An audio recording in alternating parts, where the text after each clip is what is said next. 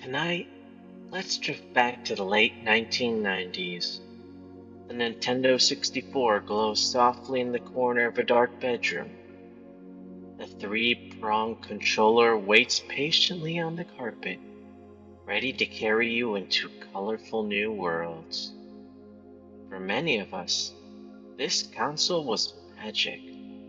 It gave us legends like Super Mario 64, The Legend of Zelda Ocarina of Time, and GoldenEye 007.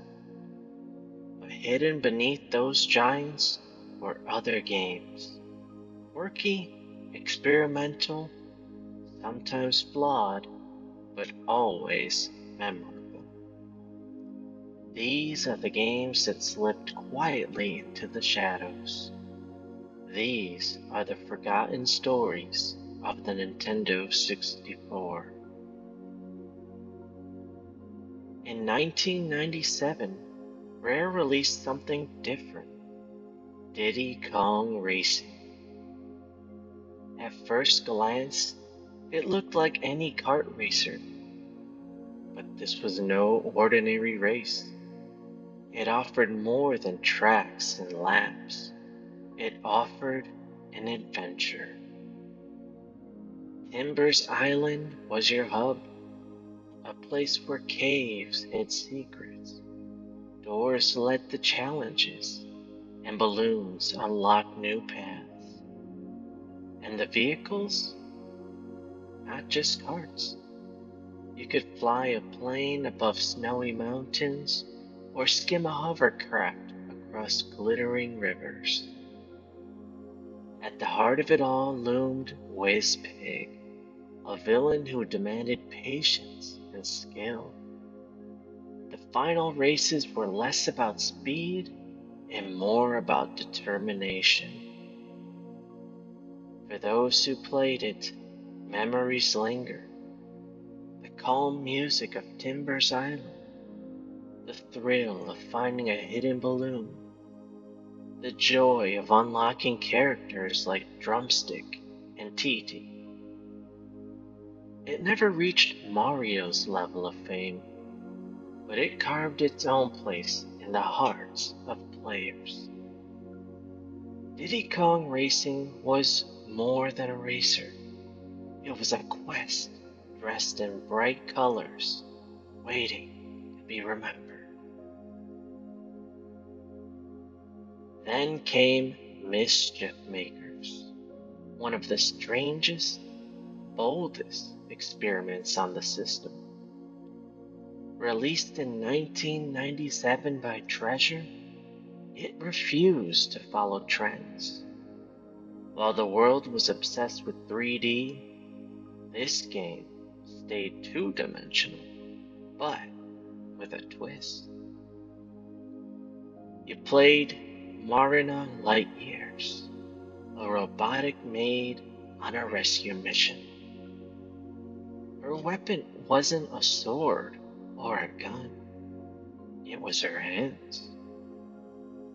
She could grab, throw, and most famously, fake. Fake enemies, fake blocks, fake bosses until treasures rattle loose. Even shake the ground itself, just to see what would happen. The worlds were colorful, the bosses bizarre, the humor delightfully strange. It wasn't polished like Mario, but it was an unforgettable experience in its own way. In the late 90s, a 2D platformer was easy to overlook. But for those who played it, Mischief Makers left a permanent mark. A reminder that sometimes the weirdest games are the ones that stay with us the longest.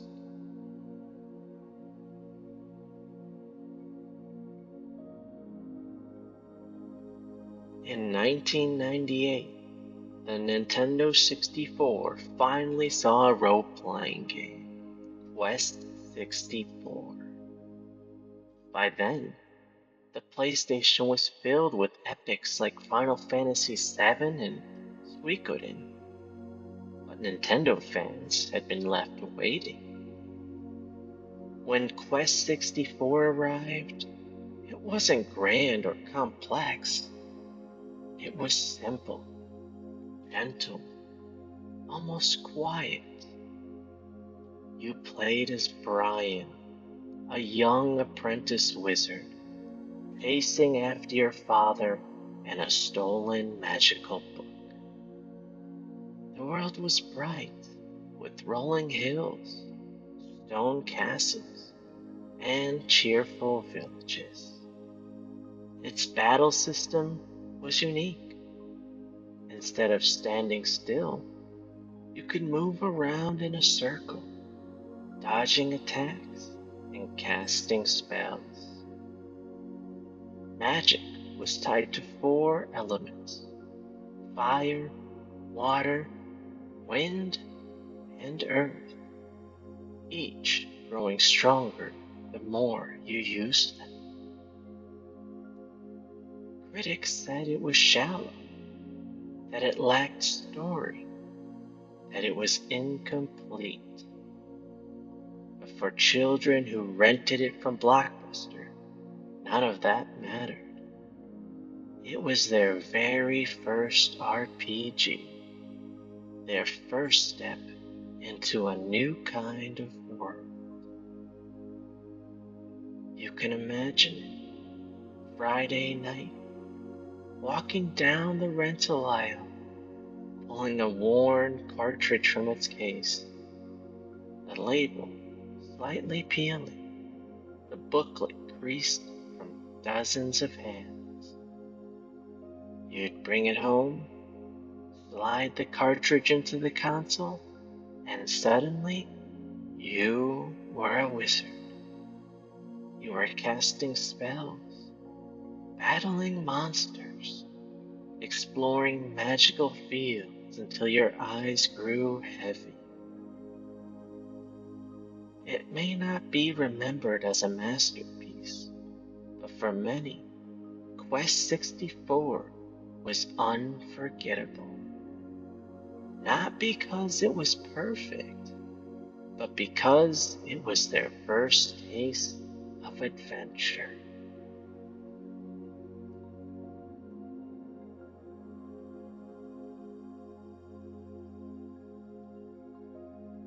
Next came Gauntlet Legends, a game that carried the spirit of the arcades into the living room. Released in 1999, it was chaotic, messy, and endlessly fun. Up to 4 players could join the battle: warrior, Valkyrie, archer, and wizard. Together, you would hack and slash your way through dark dungeons filled with swarms of enemies. Treasure spilled across the ground, keys open locked doors, and every so often, food would appear. Precious food that restored your health. But there was always one friend who stole it, and every time, laughter and shouting filled the room. The graphics were dark, lit by glowing torches. The music pulsed with urgency. It wasn't about story. It wasn't about polish. It was about sitting shoulder to shoulder with friends. Controllers tangled, eyes locked on the screen. At sleepovers, pizza boxes piled up, The glow of the TV lit the room, and Gauntlet Legends kept everyone awake long past midnight. It may not stand beside Zelda or Smash Bros. In the history books, but for those who lived those moments, it holds a place just as dear. Because sometimes it's not the game itself that matters, it's the memories it creates. One of the most ambitious forgotten titles was Body Harvest.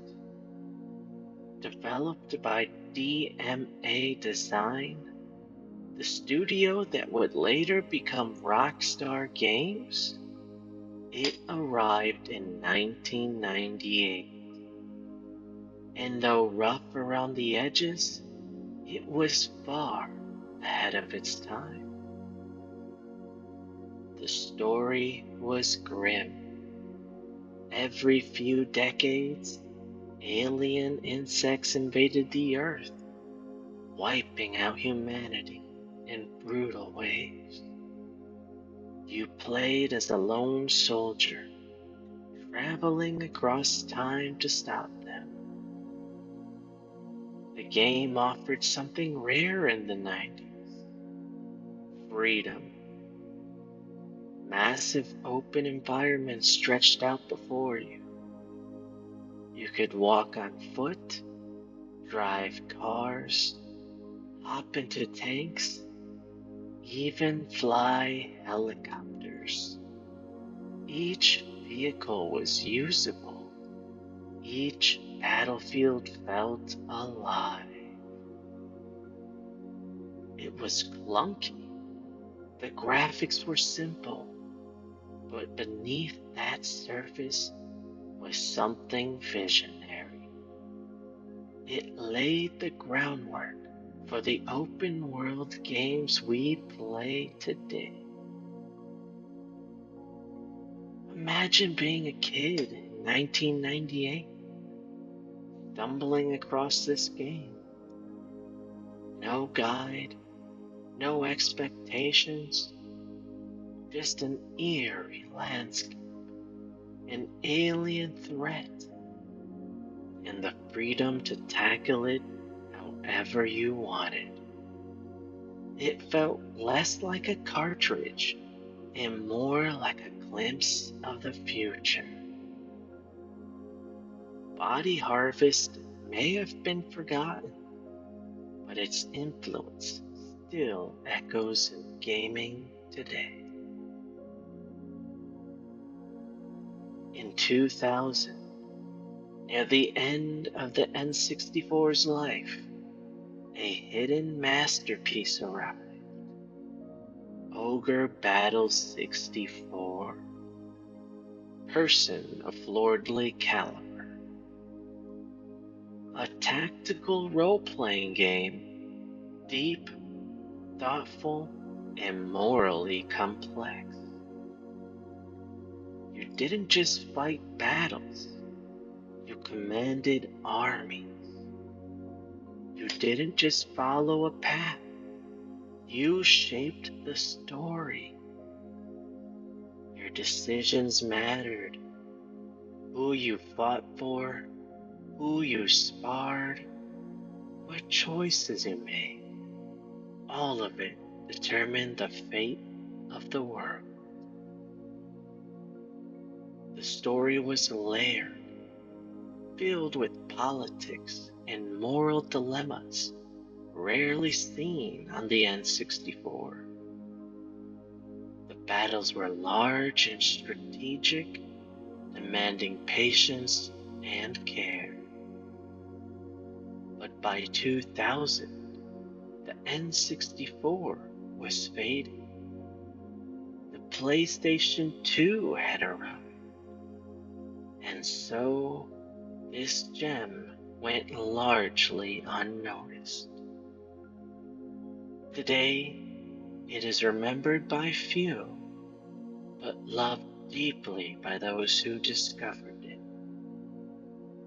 proof that the Nintendo 64 was more than party games and platformers.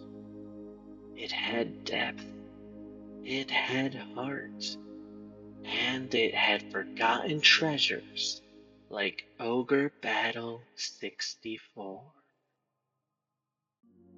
And so we return to that glowing console in the corner. The red power light shining in the dark. Controllers resting on the carpet. Cartridges stacked high. Their labels worn. Their boxes long gone. Some were legends. Mario, Zelda, GoldenEye. But others, Diddy Kong Racing, Mischief Makers, Quest 64, Gauntlet Legends, Body Harvest, Ogre Battle 64. These lived quietly in the corners of memory. They may not have carried the same fame, but they carried us into worlds of joy, wonder, and imagination. The Nintendo 64 will always be remembered for its legends, but it also holds treasures nearly forgotten. In remembering them now, we keep their light alive just a little longer. Good night, and may your dreams be filled with pixel adventures.